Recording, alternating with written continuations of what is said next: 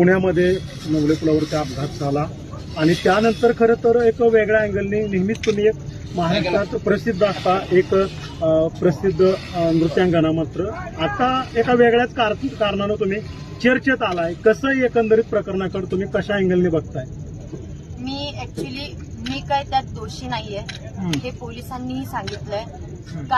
Car माझी होती पण मी त्यात नव्हते हे मी अगोदरही सांगितलंय. मला बऱ्याच गोष्टींना सगळे लोक ट्रोल करतात.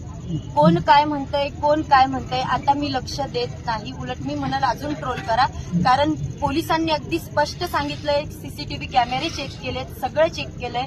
मी त्या गाडीत नव्हते तरीही मला दोषी ठरवलं जाते, तर मी आता या गोष्टीकडे लक्ष देणार नाही. काय कारण आहे तुम्हाला ट्रोल होण्यामागचं? बेसिक तुम्ही म्हणताय की मला जाणीवपूर्वक ट्रोल केलं जात आहे. हो, केलं जातंय. तुम्ही नाही त्या गोष्टी माझ्यावर का आरोप देतात? मला माहित नाही याचं मागचं कारण काय, पण ज्या गोष्टींमध्ये मी नाहीये त्या गोष्टींमध्ये पाडू नका मला. मी प्लीज हेच म्हणतो. राजकारण होतं म्हणायचं. याच्यामध्ये एका मंत्र्याचा व्हिडिओ देखील ही घटना घडल्यानंतर बाहेर आला.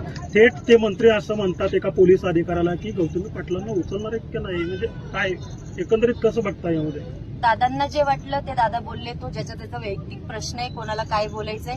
त्यांना वाटलं ते त्यांनी तसं उत्तर दिलं. फक्त माझं एकच आहे की मी त्या गाडीत ज्या वेळेस हा अपघात झाला त्यावेळेस मी तिथं उपस्थित नव्हते आणि मी तिथं म्हणजे जे पीडित कुटुंब होतं मी त्यांनाही माझे भाऊ लोक गेले तिथं मदतीचा हात पुढे केला, पण गुन्हा दाखलमुळं किंवा ह्या गोष्टींमुळे त्यांनी आपली मदत नाकारली.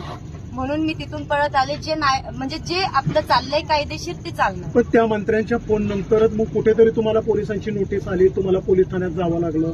एकंदरीत काय पोलीस ठाण्यामध्ये गेल्यावर काय चर्चा झाली? नाही, नोटीस मला अगोदरच आली होती. बरं. ताई, एकंदरीत ज्या कुटुंबियांचा ऍक्सिडेंट झाला त्यांनी असा आरोप केलाय की आम्हाला मदत करण्यासाठी त्यांचा काही. हे बघा दादा, आरोप करायला मला सगळे बसलेत आता.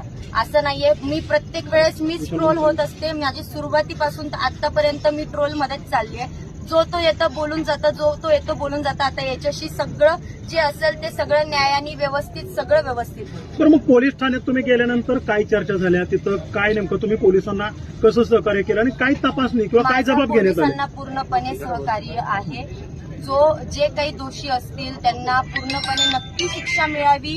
माझा पूर्णपणे सपोर्ट आहे या गोष्टीला. फक्त माझं म्हणणं एकच आहे की तुम्ही वाईट काहीही पसरू नका. त्यावेळेस तुम्ही पुढे येऊन बोलायला पाहिजे होतं असं देखील बोललं जात आहे.